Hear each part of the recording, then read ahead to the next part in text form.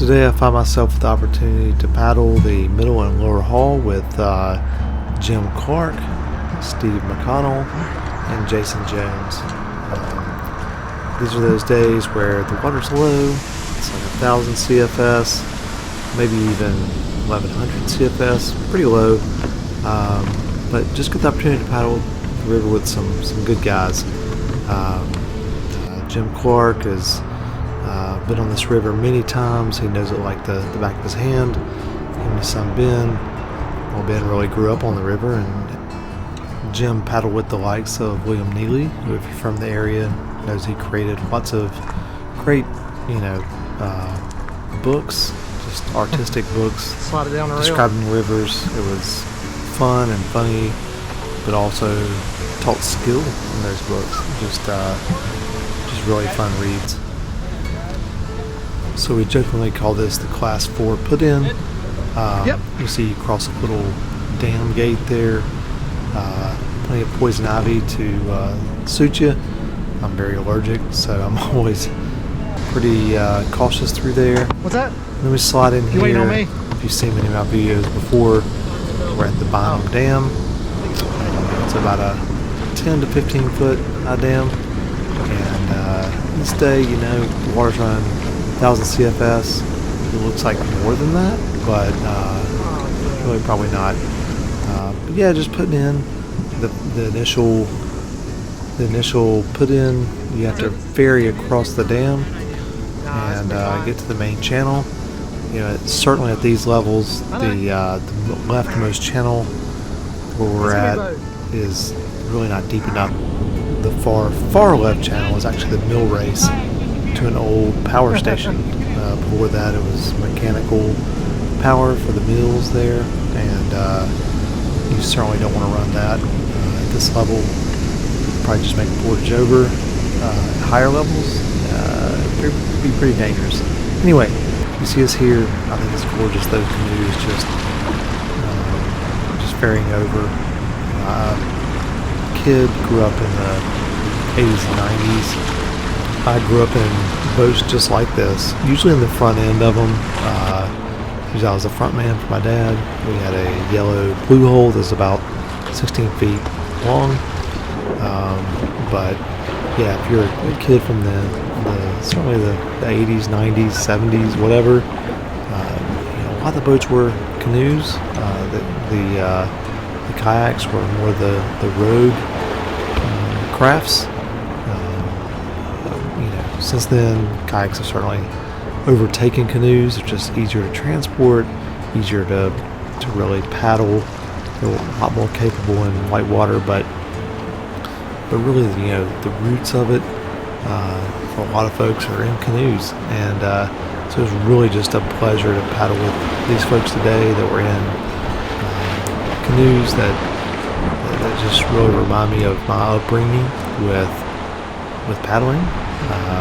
Jason is just an old soul when it comes to paddling, and you'll see later on in the runs he's really challenging the rapids, doing things that a lot of people don't even dare do in kayaks, but he does it in a canoe. You've got Jim, who is a very avid kayaker. I'm not sure of Jim's exact age. I had to guess, and sorry Jim if he's sitting right, but either 70 or early 70s.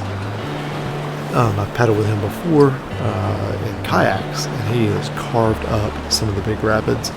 And so today he chose a canoe, and Jason did, and really showed what they could do.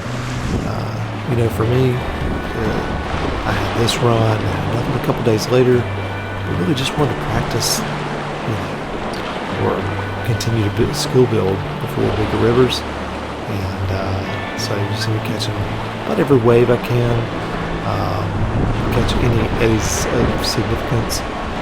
This first middle part, it really is a fun float. I've cut through a bunch of it here. You see us in the middle channel. This is the middle channel that leads into Thunderfalls.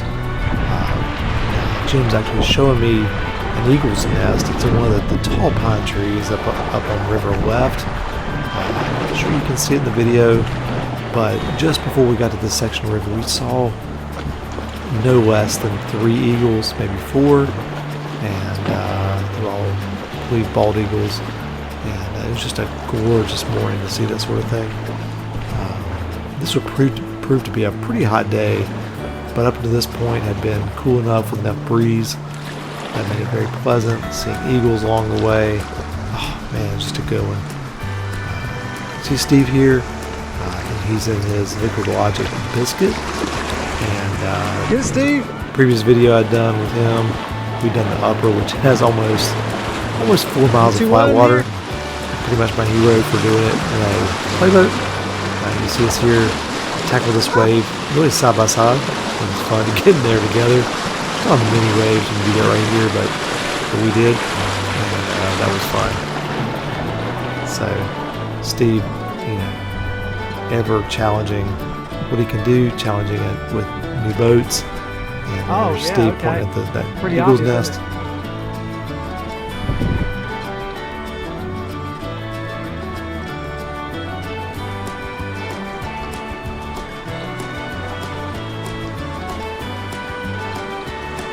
Eagle's nest.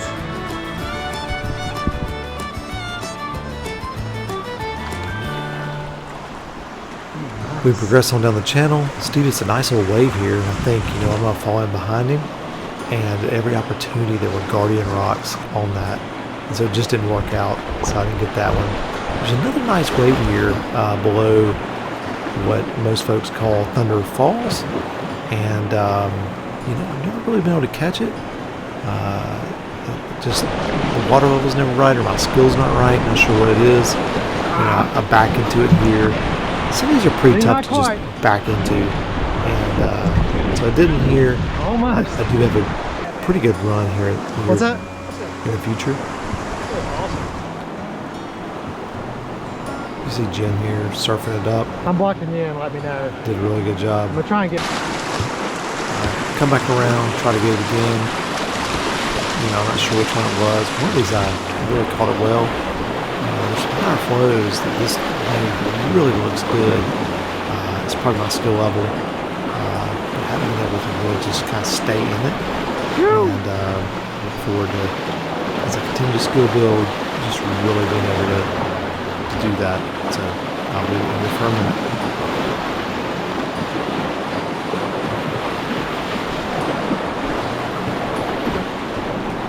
That's one of the first times I've caught that one like that.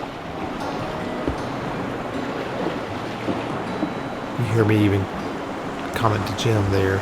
That's one of the first times I've caught that one like that. I think I always have high hopes, put a lot of effort into catching it, ferrying across, and then just never seem to get it. But on this day I did. Here we're just above Thunderfalls. Not much thunder about it today. But there's some rapids there. I think Steve and Jim surf it. I may even crawl back up into it here. That boulder that you see right there to my left is just notorious for new paddlers just running into it and flipping. It's right in the middle of the outflow of that rapid, and you have to make a decision. You can't just go with the water. You go left or right. I think the easiest is left. But definitely choose a direction if you choose to do it.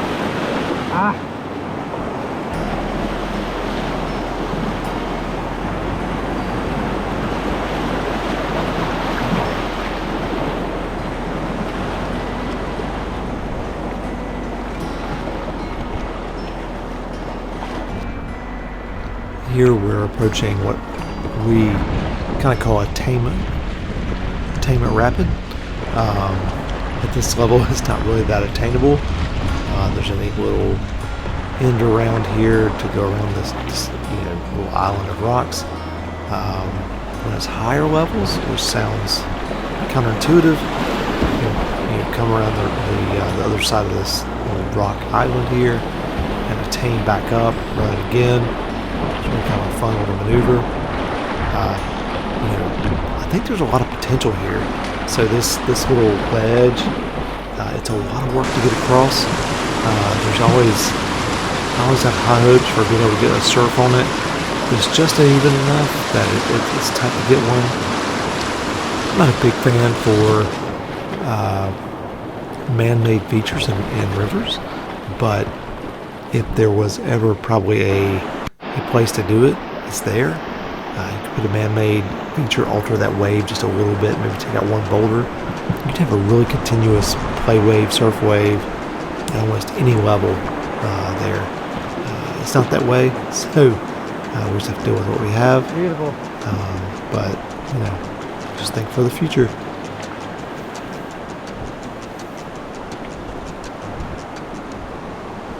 Here we are with the rapid above S-turn, really coming to the end of the Middle Haw. We don't really have a name for this rapid. I just call it Thunderfalls. That's clearly wrong. But if anyone has a good name, let us know. As we progress beyond that, we're here at really just ready to go into S-turn.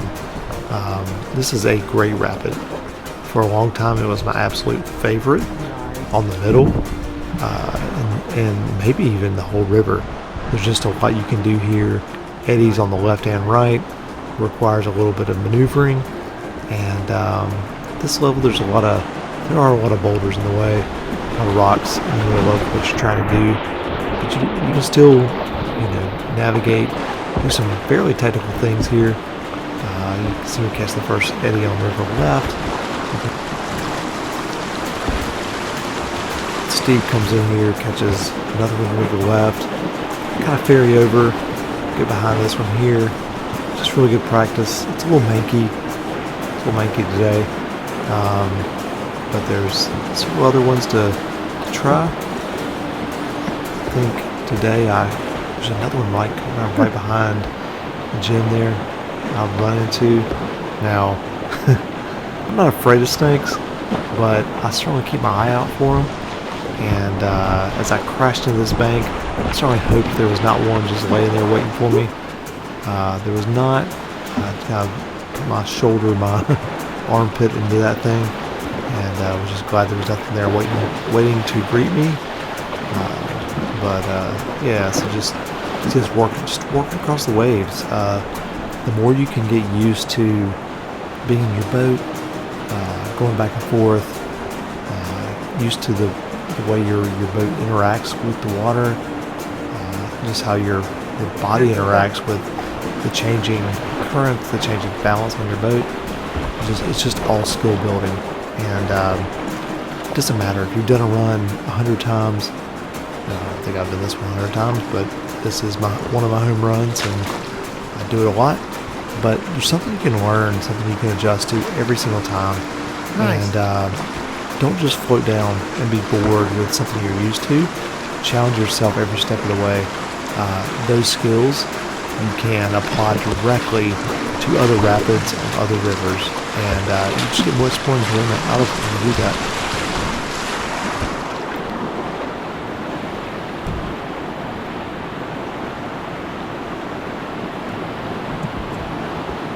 You see Steve coming through here. Man, he is doing a great job. In this biscuit, I'm not really sure what all sections he's done of this river. I think I remember him saying this was the first time he'd been on the Lower Haw with it. And he's just really continuing to challenge himself. And I just talked about skill building, and he's just doing it en masse. It's just really good to see him doing that. I kind of wish I'd brought my playboat on this day. I'm not nearly as comfortable in it as he probably is in his. But, definitely proud of him challenging himself. It's a trick. And I probably need to do more of that myself. So it's a trick. You see us wandering in here under the Highway 64 bridge. It's just really exciting. Our friend Dan, we've nicknamed him Lefty. He's recently had a shoulder surgery on his right shoulder, and it's not from kayaking. It's from doing other things, hiking, and it's unfortunate, but I'm proud of Dan too. He's taken the time that he's kind of rehabbing his shoulder to perfect his skill at other things like drone flying. And so as we really enter the Lower Haw here, Dan is he's really based at One Stop Rapid, and you see me give a thumbs up to the camera. There. Steve scolds me a little bit. What's that? Yeah, Steve scolded me. Oh, you're not? Apparently you're never well. supposed to acknowledge the drone, and as I reviewed the footage, he's right. It just looks odd, and Didn't know that rule. but I did, so I now Now I know. do. Thank you, Steve, and thank you, Dan, for catching this footage. You know, really during most of the lower sections here, we had the pleasure of having Dan drone footage it. You can see the shadow of it there, but it really adds a really interesting element to it. You can see the river in a different way, and Dan is really getting perfecting his skill here. So you know, I love to see folks who, you know, they don't get down about injuries. It's just a bump stop, or a speed bump to whatever they're trying to achieve. So while Dan's not on the river with us this day where he'd like to be, he is on the river filming us, and hats off to him for just continuing to get out there, working through those things. He'll be back out there with us better than ever. He'll probably be one of the better drone operators around. Anyway, so enough about Dan. Steve's my hero. I really admire Dan, and so you see me try to get into a wave here just above One Stop.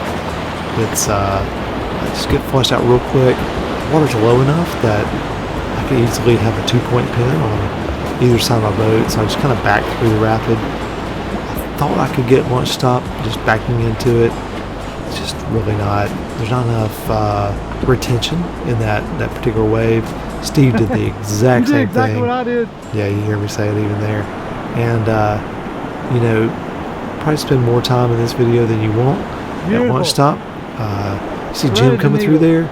I mean, he really navigated that thing well. That's a big boat, and he just came through it clean. One of my better runs, I think, was toward the beginning of this. You know, kind of powered right into the rapid, let it catch me, and just stayed in it. There's a number of times I tried to catch this wave that I just it wasn't aggressive enough, The maneuver. and if I you'll had to see back some of through those that, in here. Thread that needle. Steve and I both. We have some good runs, some runs, some good surfs here. There's some that aren't so good. I left those in here. And you know, if you're a aspiring paddler and you're gonna run some of these, just, you know, this particular rapid, it's one of those you edge into the side of it, and Jason did a good job there, but you edge into the side of it and you let it kind of drag you into the wave, and then you start surfing.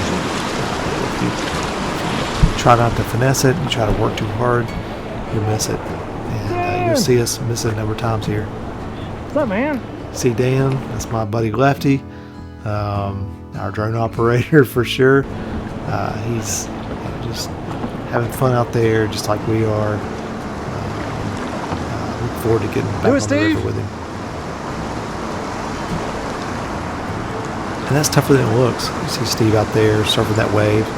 I probably had a little easier time in my boat. It's a little bit longer, but so just threw himself in there with that play Good boat. job, buddy. Steve's really wanting to get good at that play boat, and he's well on his way.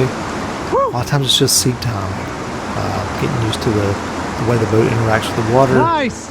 getting used to different rapids, and he's putting in the time. I think he's actually looking at a little bit bigger boat that'll get up in the plane a little bit better for him. See me hop in it, got a little too low. You know, I didn't even hardly get out of the eddy line. It pushed me back. See. You'll see me do that a couple times, and Steve, you'll see do it too. And Good Steve. we just didn't get in enough. We just weren't aggressive enough. So it puts you really paddling hard. Steve overcame it, but quickly got pushed out. And you know, it's really obvious on the drone footage. So use that as a tool to make it better. You see me, I just didn't even hardly get in there. I think most people would probably cut that out of the footage, but you know, if you're an aspiring paddler, you're trying to get better, see me, it's obvious I didn't get in there. It's obvious from the drone footage. For me, real time, I could hardly tell. Same thing with Steve. Got pushed right back out of it. So here's talking about it, and we'll figure out what we're doing wrong and quickly fix it. But I think it's helpful to leave in the mistakes as much as we leave in other stuff too. I'll catch it there. We'll see how long I can hold it. One thing with this brat, still figuring it out. It tends to submarine a bit, nosedives. Part of that's the nature of the boat. Part of it's how I'm paddling it. I might need to adjust my outfitting to where I'm a little bit more on the rear to bring that nose up some. And I'll continue to figure that out. I'll let y'all know how it works out.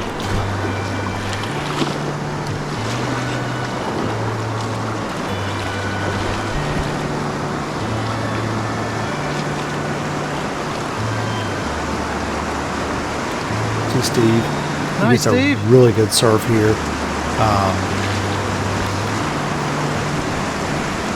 He works hard. I think he's good. Gets pushed out of it here. Gets into another one here in a little bit, and really works hard. Stays in it. He noses, pulls it out, pulls his knees, gets out of it. But really works hard. See me get pushed out I'm not again. getting up in it enough. See all that work. Let's get pushed out of it. Just a couple more paddle strokes, and I would be golden. Steve works his way over. Again, getting the feel for the boat. You see me actually kind of leaning, getting back in the back a bit, trying to bring that nose up. One thing we figured out about this wave, when you get pushed right, it gets deeper, and it's more attentive, but it also tends to drive your nose down.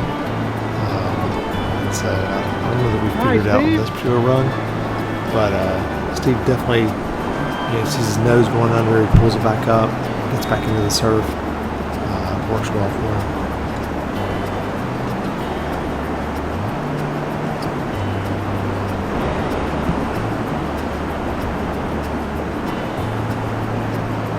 It's a pretty magical moment when you're surfing that.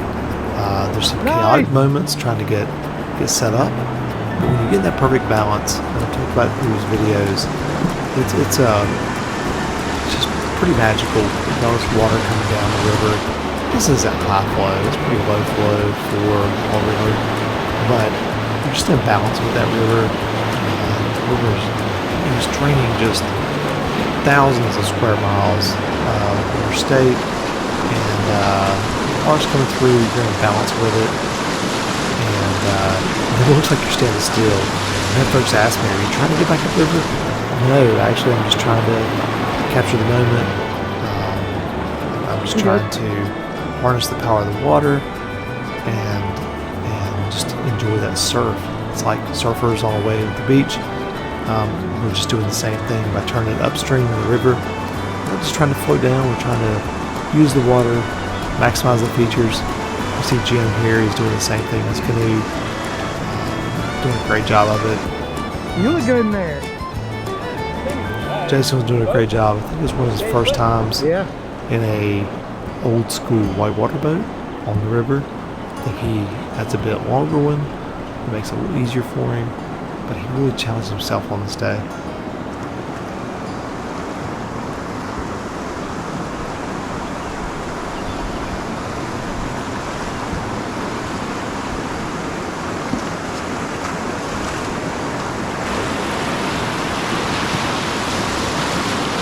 We are at one stop.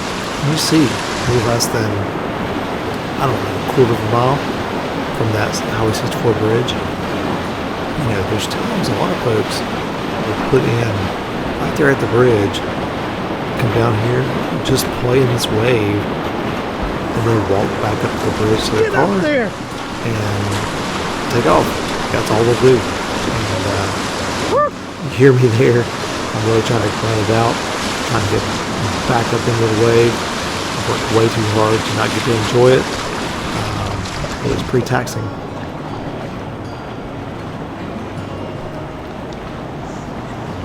Steve and I venture on down. our canoe buddies, they enjoy surfing, but it's also a little bit more of a downriver type paddle for them. For us, it is just getting interesting. Still got in that wave. I'm gonna get in it here. You can catch this one. It's kind of a green wave. It's a really sweet little surf. It's not a big wave. It's really fun to do, and once you wash past it, you can get back into it. But it's a little tough to get back into. So you see Dan up there on the 11 o'clock. Again, he's still just taking footage of us.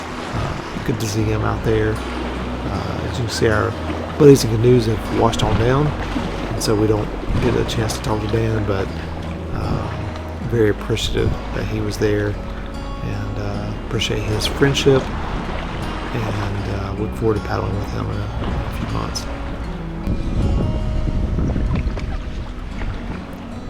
You get to see the really the geology and the kind of landscape of the Lower Haw here. The Lower Haw resides somewhere in the fall line, and so you'll see some interesting looking hills and mountains and just rock bluffs. It's an interesting area, and as you get close to the river, head down Highway 64 or 1551, you see it kind of change into almost a foothillish type area. So I missed this wave here. It's one I want to go back and catch. It's one that Jim Clark actually pointed out to me. You see him here giving me instructions. I'll be quiet while he talks about it. Okay. Oh, no, don't. Is that the one you were talking about? Yeah, that's what I was talking okay. They look nice. Think about it. Drift down on the eddy, but you're right next to it, then come swing right out. But the wave extends right over to the eddy with a little curl. Gotcha. So it can bring you right out. Is it attainable? It's not attainable back up there, isn't it? Or no? Not quite attainable? No. So it is attainable. Jim mentions that it's not.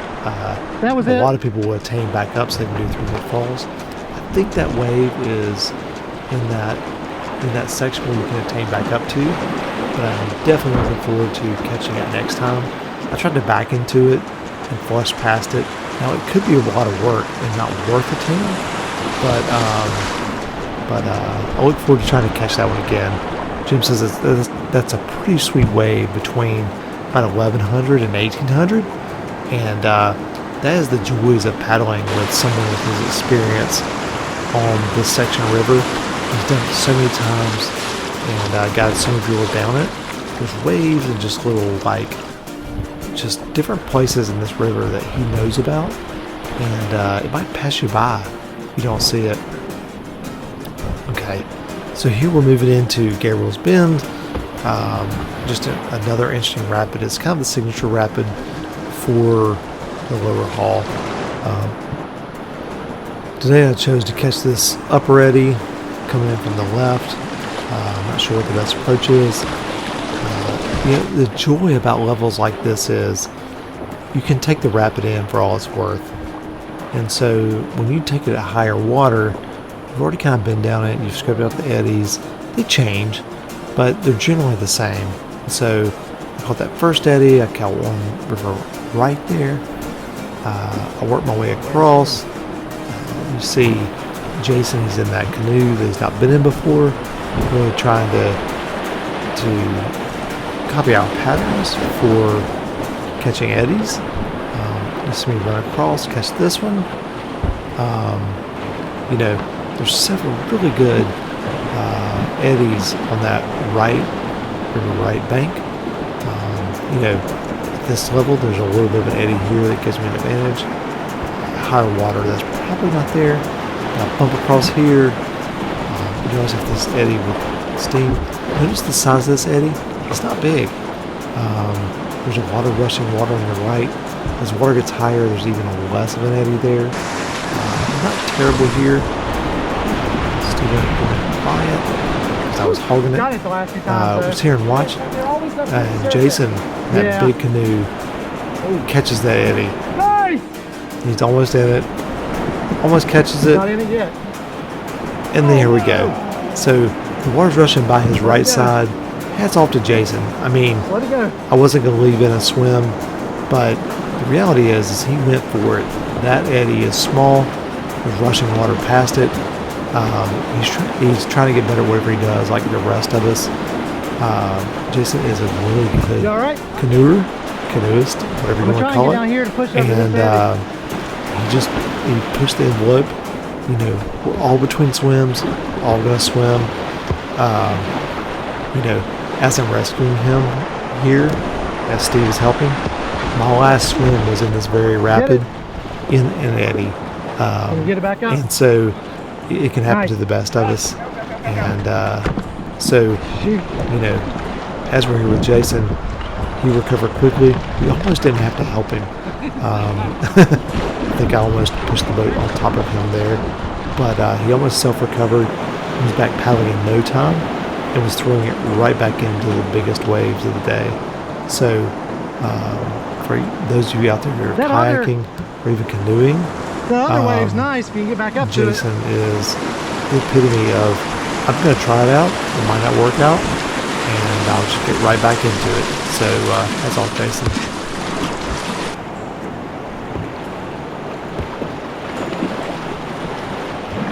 Now, what I'm trying to do here is, I'm at the bottom of Gabriel's Bend, but you can actually work your way back up.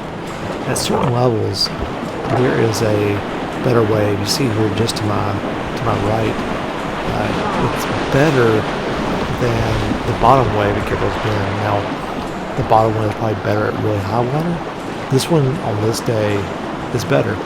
And so you can work your way all the way back up to it and surf it. And so it's neat. I've heard you can attain your way all the way back up through Gabriel's Bend. I've made it about halfway back up. Not much further than that, but maybe one day I'll figure it out while I see someone do it. Huge eddy to the right here.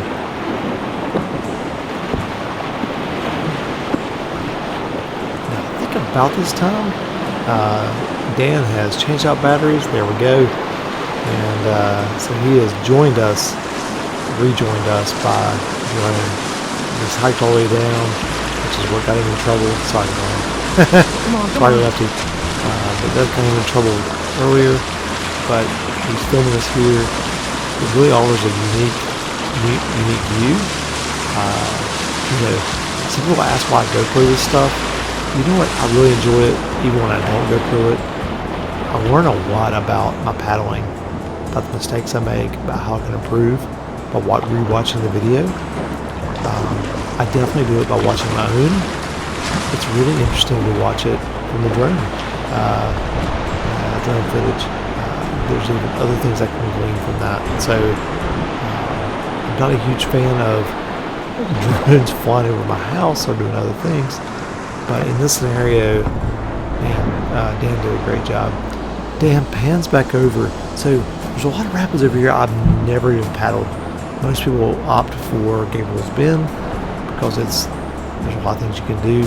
Steve ventures over, just explores. You know, there's an adventurous spirit there that's great. And I think one day I do want to run a number of those just to get an idea for what it's all about. There's a lot of other rapids there. I feel like they're sort of unexplored. I've seen adventurous tubists go over there, not really knowing what they're getting into. But I feel like as whitewater kayakers, we probably ought to explore that. There's probably interesting stuff. It seems like there's always wood, there's always manky stuff, but it seems like a good alternate run to what we're doing. So Steve's over there enjoying it. I often do the same myself. I didn't today, but often I will go over there while folks are surfing this, like I'm doing. You see Jason. Nice. He did an attainment. He actually went across and ferried in a way I've not seen before, and know, a lot of people probably do it. They go a different way, and the way's a little shorter. So I may try that next time. So we hop into one of the waves here at Gabriel's Bend. It's not high water, but you know, it was really good for me just to get comfortable with that water, preparing for a week of rivers. I'm looking at doing some pretty big rivers, some high water, some low water, but the more comfortable I can get the boat in different extremes, the better. And so it's just me just pushing my limits a little bit. You know, I've looked back at some videos over the past couple of years. I've done this before, but I'm much more comfortable now doing it. Before, I think there was some anxiety, some stress about, hey, what happens if I flip over? Even though I've had a roll for 30 years. But, you know, I'm just much more comfortable now. See that water come at me, turn the boat upstream, and just a good feeling to just know that I can deal with whatever comes my way. From the balance of the boat, I love the brap. If you've watched anything else from me before, you know that I do.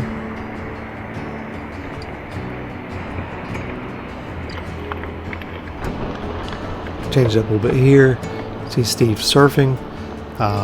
In the middle of the surf, I get bored. I ferry across. I look up at him. He's still surfing. I decide to empty the water out of my boat, and so I do. I sponge it out. At some point I get a sip of water. I may even do that here. Now I'm still sponging. Steve surfing. What a great surfer, and I can do all this stuff. I'm literally looking for things to do while he's surfing. So you see me, I'll probably get a sip of water here. Next, I'm pretty sure I put my skirt back on. And so Steve's still surfing, having fun, put my water back. And, you know, I'm not, you know, I want him to rock it and do all he can. So it's definitely not a judgment on that. You know, I take my helmet off. Hey, how's my GoPro battery doing? Oh, well, he's still surfing. Yeah, good job, buddy. Some of us would like to jump in that wave too. Nah, man, good job. I love it. Nice. You hear me laughing. That's what I'm laughing about. Proud of him for hopping in there and just doing it in that boat. You see Jim hop over here. He's gonna just glide right into it.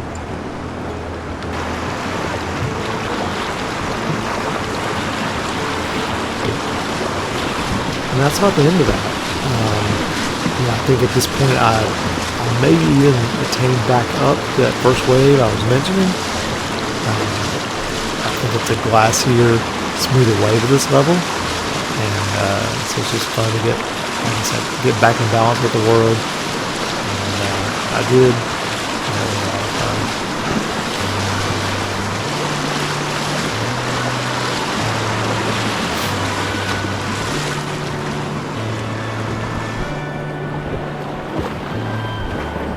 There's Steve.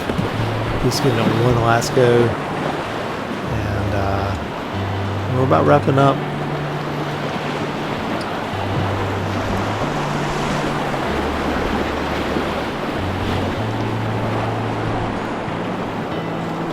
You know, the good thing about this is while that wave does not look big at all, there is a lot of water coming over there, and there's a lot of getting used to that.